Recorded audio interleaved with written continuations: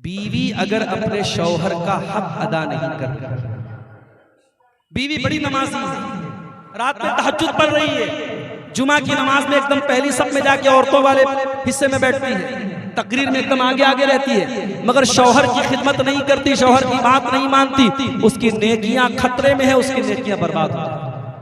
अल्लाह के नबी फरमाते हैं सलासतुन ला यक़बलुल्लाहु सलातहुम, तीन लोग ऐसे जिनकी नमाज अल्लाह ताला कबूल नहीं करता है। वला तसादु इलस समा, उनकी नमाज आसमान के ऊपर नहीं जाती है। वला तुजाविज़ु रूसहुम, उनकी नमाज उनके सर के ऊपर भी नहीं जाती है। नंबर एक, रजुलुन अम्मा कौमन वहुम लहू कारिऊन, वो इंसान जो लोगों की इमामत कर रहा है जबकि लोग उसको नापसंद कर रहे हैं, लोग उसको इमाम बनाना नहीं चाहते हैं, जबरदस्ती वो लोगों का इमाम बना हुआ है, ऐसा इंसान वो बदनसीब है, उसकी नमाज अल्लाह कबूल नहीं करेगा। नंबर दो, वरजुलुन सल्ला अला जनाज़तिन वलम युमर, वो इंसान जिसने किसी के जनाजे की नमाज पढ़ाई जबकि लोगों ने उसको हुक्म नहीं दिया है, वो बगैर हुक्म के और बगैर मशवरे के जनाजे की नमाज पढ़ा रहा है।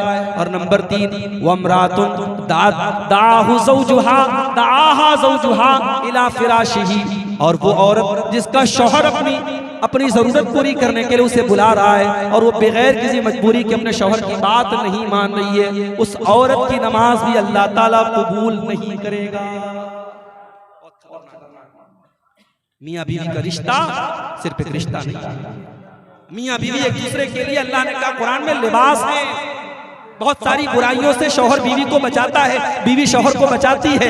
अगर दोनों एक दूसरे की जरूरत का ख्याल नहीं रखेंगे, मर्द के कदम बहक सकते हैं, औरत के कदम बहक सकते हैं। इसलिए अगर कोई औरत अपने शौहर का हक अदा नहीं कर रही है, इस बात का डर है उसकी नेकियां बर्बाद हो जाएंगी, उसकी नमाज बर्बाद। इसी तरीके से मेरी प्यारी माँ और बहनों, जो औरत खुशबू लगा करके घर से बाहर निकलती है, जलसे में जाने के लिए नहीं, मार्केट में जाने के लिए नहीं, मस्जिद में नमाज पढ़ने के लिए जाती है खुशबू लगा करके, अल्लाह के नबी फरमाते हैं ला यक़बलुल्लाहु सलात इम्रातिन, अल्लाह ताला उस औरत की नमाज को कबूल नहीं करता है। ततय्यबु लिहाज़ल मस्जिद, जो मस्जिद में खुशबू लगा करके आती है, जो मस्जिद में खुशबू लगा करके आती है, उस औरत की नमाज अल्लाह ताला कबूल नहीं करता है।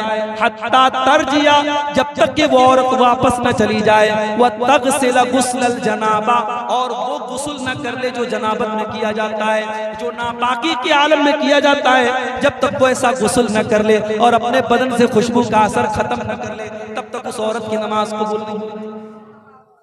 मेरी माँ और बहनों, जब मस्जिद में नमाज पढ़ने के लिए औरत को खुशबू लगा के जाने की इजाजत नहीं, तो जलसे में, प्रोग्राम में, रिश्तेदारियों में और इसी तरीके से पार्टियों में और शॉपिंग करने के लिए और बाजारों में एक औरत सज करके, समर करके, मेकअप करके, खुशबूदार जो है चीजें लगा करके और ट्रांसपेरेंट कपड़े पहन करके अगर निकलती है, तो सोचो उसका अंजाम क्या होगा।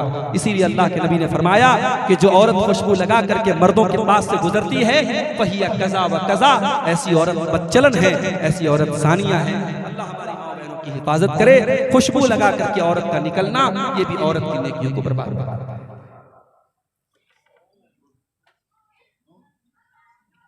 क्या बेवा औरतों को ज़ीनत करना चाहिए? जैसा कि पहले से सोने के ज़ेवरात बनते चले आ रहे हैं, पहनते चले आ रही है, और शौहर का इंतकाल हो जाता है, तो क्या पहने हुए ज़ेवरात अपने जिस्म से उतार देगी?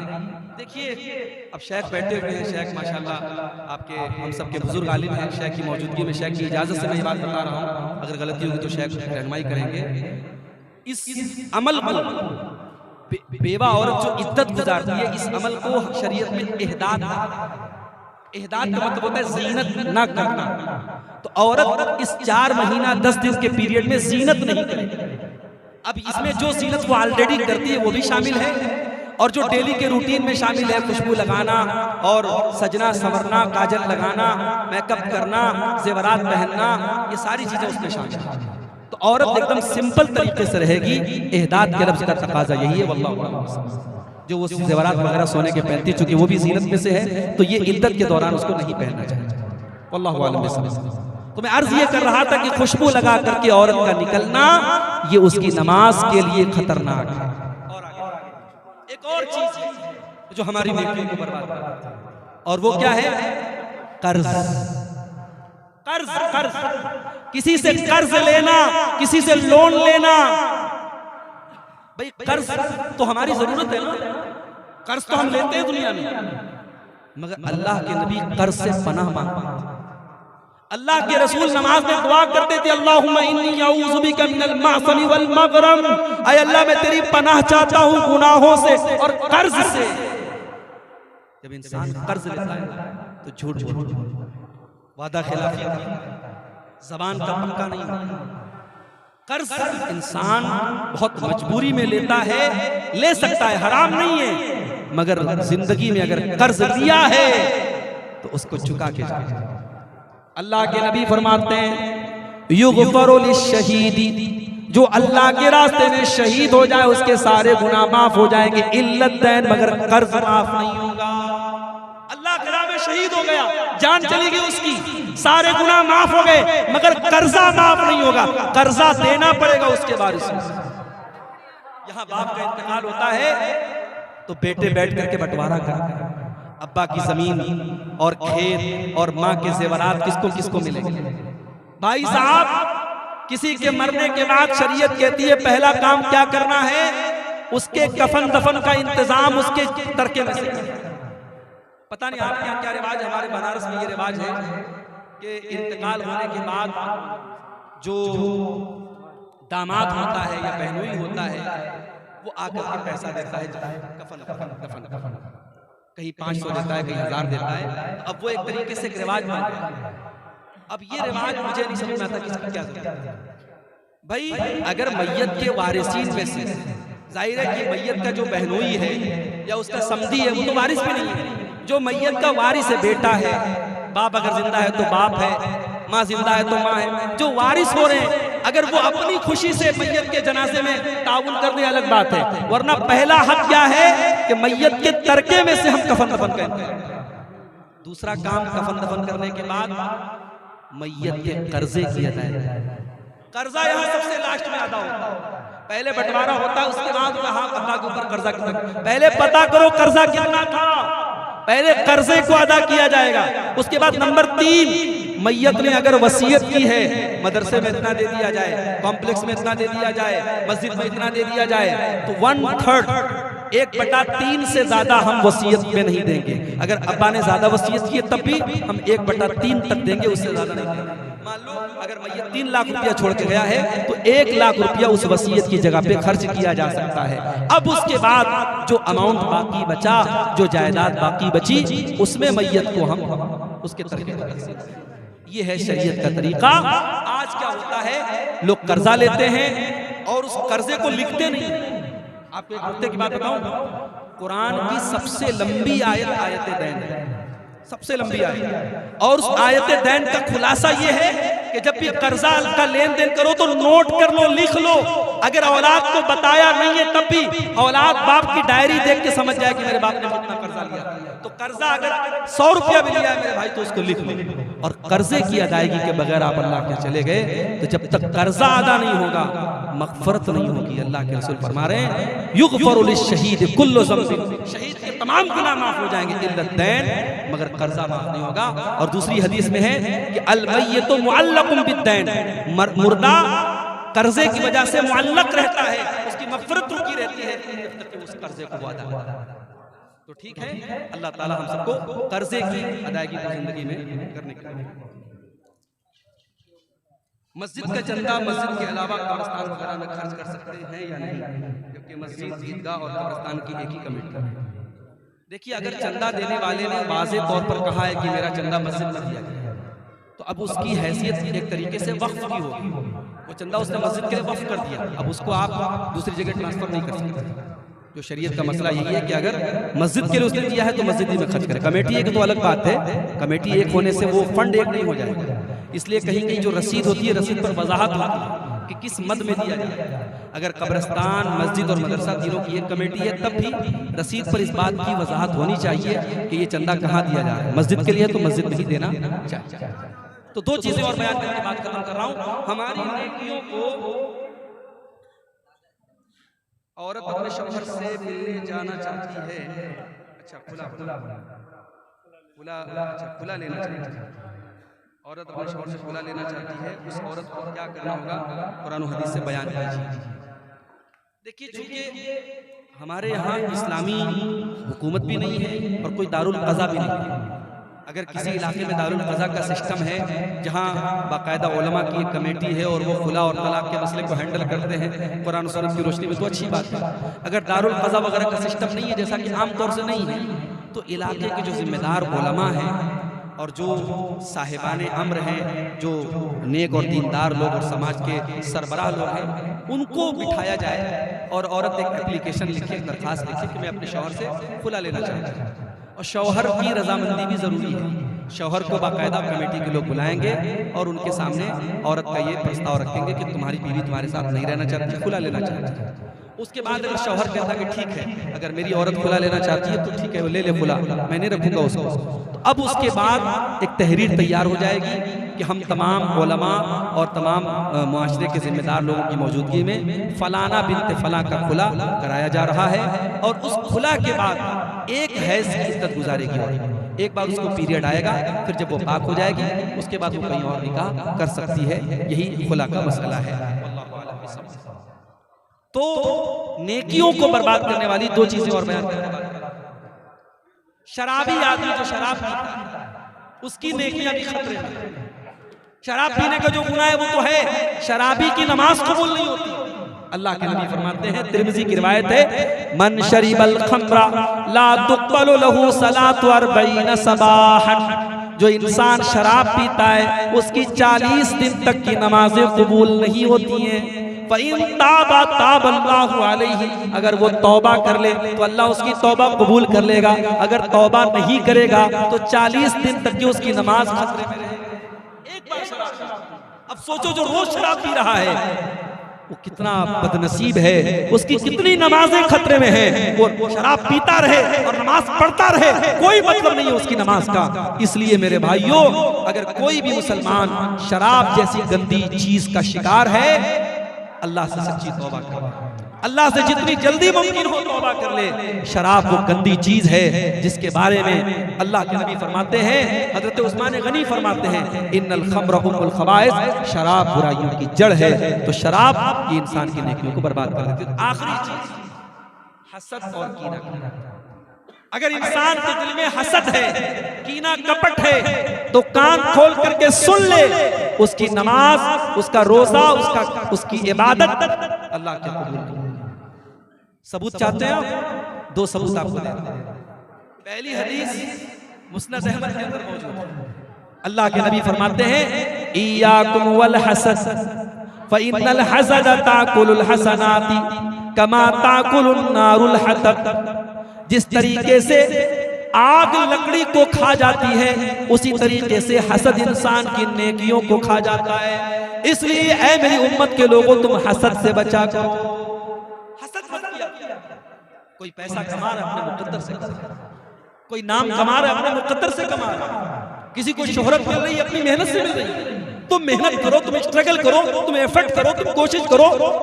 किसी का बच्चा कुरान का हाफिज है, किसी का बच्चा आलिम है, कोई पैसा कमा रहा है, भाई तुम भी अपने बच्चों को हाफिज बनाओ, तुम भी अपने बच्चे को आलिम बनाओ, तुम भी पैसा कमाने के लिए मेहनत करो। उसके मुकद्दर की रोजी तुमको नहीं मिलेगी, तुम्हारे मुकद्दर की रोजी उसको नहीं मिलेगी। हसद, और ये हसद इतनी खतरनाक चीज है।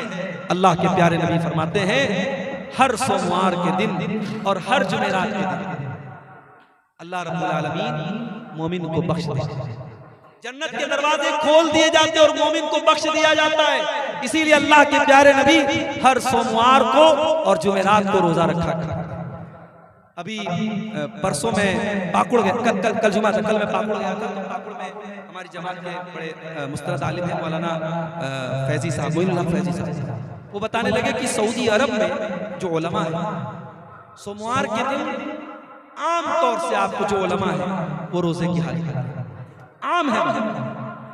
सऊदी अरब में हालांकि बड़ी दौलत है, बड़ी आसाइश है, मगर अल्लाह के रसूल की सुन्नतों के मामले में बहुत सेंसिटिव है।